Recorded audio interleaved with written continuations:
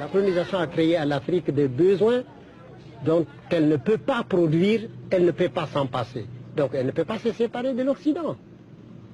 Et ceci mis de côté d'ailleurs, qui peut être chez soi actuellement? Personne. Personne n'est plus chez lui. Nous sommes tous citoyens du monde. Alors nous avons un lieu de naissance, nous devons être citoyens de partout. Et alors c'est pourquoi il serait plutôt bon que nous soyons à l'entendement, à l'écoute les uns des autres, pour essayer de trouver ce que nous avons de commun pour bâtir le bonheur de demain. Et dans tout ça, l'homme doit être l'objectif principal. Parce que toute réalisation qui ne fait pas le bonheur de l'homme est un long feu. C'est comme on tire à la cible et puis on rate le but. Le but de notre évolution doit être l'homme. Bienvenue dans cette vidéo consacrée à la biographie d'Amadou Hampâté-Bâ, un écrivain et un intellectuel malien qui a marqué l'histoire de l'Afrique. Au cours de sa vie, Bâ a parcouru un chemin extraordinaire, laissant derrière lui un héritage culturel et littéraire indéniable. Découvrons ensemble les moments clés de sa vie et son impact sur la reconnaissance de la culture africaine.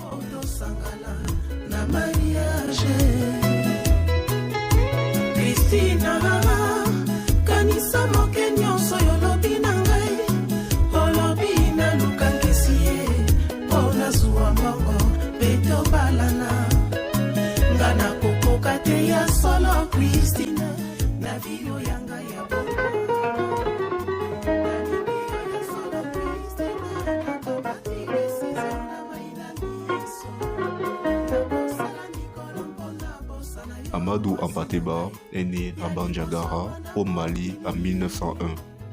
Dès son enfance, il est immergé dans la culture mandingue, riche en traditions et en spiritualité. Son enfance lui a permis de développer une profonde compréhension de la culture africaine. Bâ a obtenu une éducation traditionnelle et a également fréquenté une école française où il a appris à lire et à écrire le français. La compréhension n'est pas la même en Europe qu'en Afrique. Et c'est ainsi par exemple qu'en Afrique, en Europe, quand vous regardez quelqu'un droit dans les yeux, c'est de la sincérité. Et chez nous, c'est une insolence. Alors, en Europe, pour respecter, on se décoiffe. Et en Afrique, on se déchausse. Vous voyez, des fois, on a des choses pour aller le même but, mais nous empruntons des chemins différents. C'est comme tout autour d'une montagne. Vous voulez aller au sommet de la montagne, mais chacun peut prendre un chantier.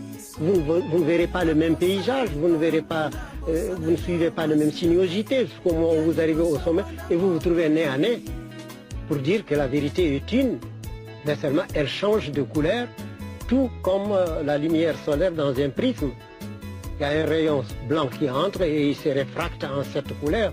Alors si on dit que cette couleur n'est pas blanche, mais elle provient de la couleur blanche et unique. Alors donc, tous les hommes partout ont quelque chose de commun. Il faut chercher cette communauté pour bâtir l'homme de demain, l'homme universel. C'est à travers cette éducation hybride qu'il a acquis une perspective unique, alliant la sagesse des anciens et l'apprentissage moderne. Après ses études, Bâ a commencé sa carrière en tant qu'enseignant, transmettant son savoir aux jeunes générations. Il a également travaillé comme administrateur colonial et diplomate, ce qui lui a donné l'occasion d'explorer divers pays africains et d'approfondir sa connaissance des cultures locales. Son influence s'est rapidement étendue, en particulier dans le domaine de l'écriture. Il était un auteur politique, écrivant des livres qui témoignent de son expérience personnelle et de ses réflexions sur la culture africaine. Parmi ses œuvres les plus célèbres, on trouve Amkoulel, l'enfant Peul et Vie et enseignement de Thierno Boka.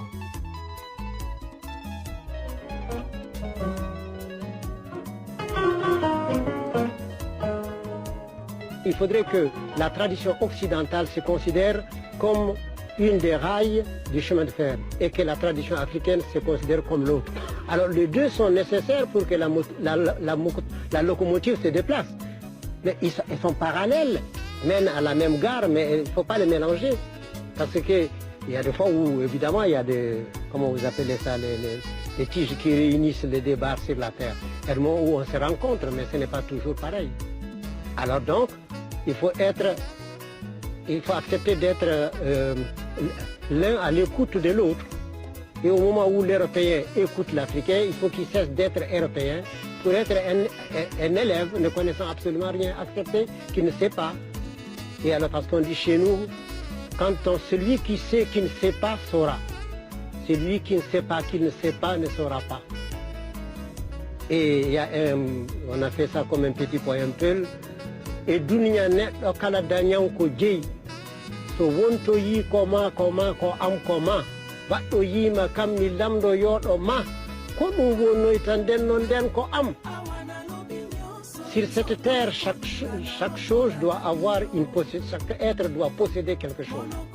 S'il advient que ce qui est à toi, ce qui est à moi est à toi, force est pour moi de te demander quelle va être pour moi. Amadou Hampâté-Bâ était passionné par la préservation de la culture africaine qu'il considérait comme un trésor qu'il fallait transmettre aux générations futures. Il a travaillé activement pour promouvoir l'oralité et la tradition africaine, collectant des contes, des proverbes et des récits pour préserver les savoirs traditionnels. Ba a également plaidé en faveur de l'éducation et a souligné l'importance de mêler les connaissances traditionnelles à l'apprentissage moderne. Il croyait fermement que l'équilibre entre ces deux mondes permettrait à l'Afrique de se développer tout en préservant son identité culturelle. Pour moi, il y a deux sous-développements. Il y a le sous-développement matériel et il y a le sous-développement aussi intellectuel. Parce qu'un homme qui rompt avec sa tradition pour adopter la tradition, totalement la tradition d'un autre, pour moi, il est sous-développé, ethniquement parlant. Puisque c'est le bonhomme qui va emprunter la charrue de quelqu'un et qui va travailler dans le jardin d'un autre. Alors, je comprends qu'il ait prêté la charrue de quelqu'un, mais qu'il vienne labourer la terre de son père. Ce serait beaucoup plus profitable pour lui. Et alors donc, il y a le sous-développement matériel et le sous-développement culturel. Et or, l'Afrique n'est pas culturellement sous-développée, mais elle n'a pas eu le moyen de s'exprimer. L'impact d'Amadou Hampâté-Bâ sur la reconnaissance de la culture africaine a été immense. Ses écrits traduits dans de nombreuses langues ont permis de faire connaître la richesse de la culture africaine à un public international. Il a reçu de nombreuses récompenses pour son travail, notamment le prix international de la francophonie qui témoigne de sa contribution exceptionnelle à la littérature africaine. Sa vie et son œuvre continuent d'inspirer de nombreux écrivains et intellectuels à travers le continent. Amadou Hampâté-Bâ reste une figure incontournable de la littérature et de la culture africaine. Son dévouement à la préservation de la tradition orale et à la promotion de l'éducation continue d'influencer les générations actuelles et futures. En célébrant la vie et l'œuvre de Bâ, nous rendons hommage à un homme qui a fait progresser la reconnaissance et l'appréciation de la culture africaine dans le monde entier.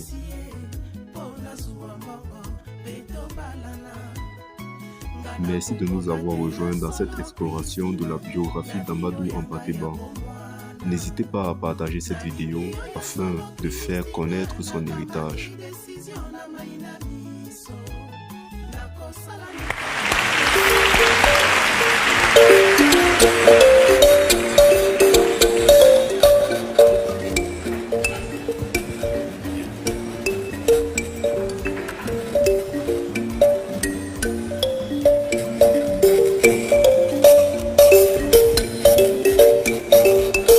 Et si j'ai un conseil à vous donner, je vous dirais, ouvrez votre cœur. Et surtout, allez à l'école du caméléon. C'est un très grand professeur. Si vous l'observez, vous verrez. Qu'est-ce que le caméléon? D'abord, quand il prend une direction, il ne détourne jamais sa tête. Donc, ayez toujours un objectif précis dans votre vie et que rien ne vous détourne de cet objectif.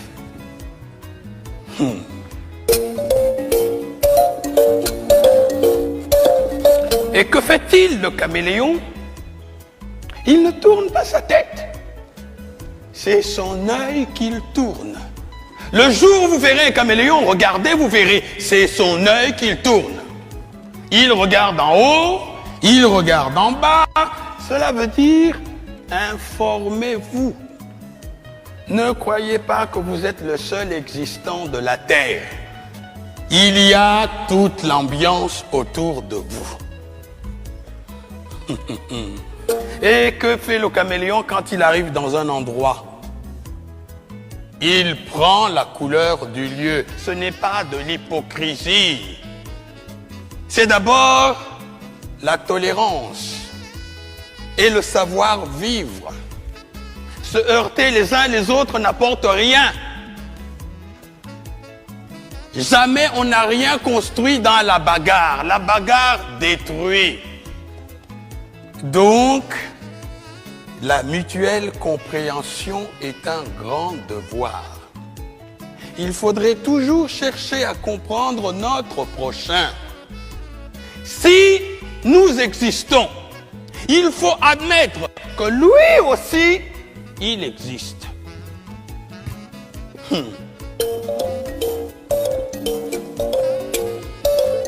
Et que fait-il, le caméléon?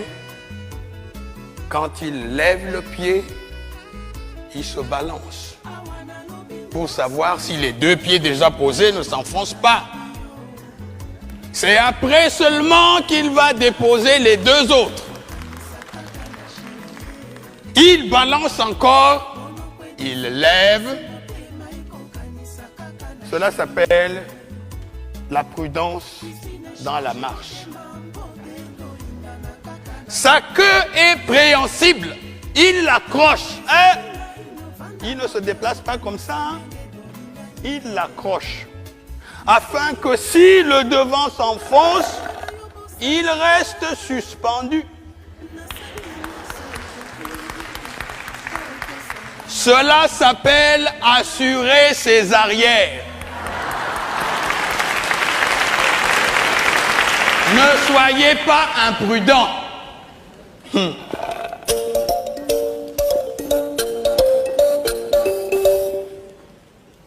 Et que fait le caméléon quand il voit une proie? Il ne se précipite pas dessus, hein? Il envoie sa langue. C'est sa langue qui va la chercher. Car la petite proie ne vous dit pas qu'elle ne peut pas vous faire mourir. Alors, il envoie sa langue. Si sa langue peut lui ramener sa proie, il la ramène tranquillement. Sinon, il a toujours la ressource de reprendre sa langue et d'éviter le mal. Ne soyez pas imprudent. Allez doucement dans tout ce que vous faites. Si vous voulez faire une œuvre durable, soyez patient, soyez bon, soyez vivable, soyez humain.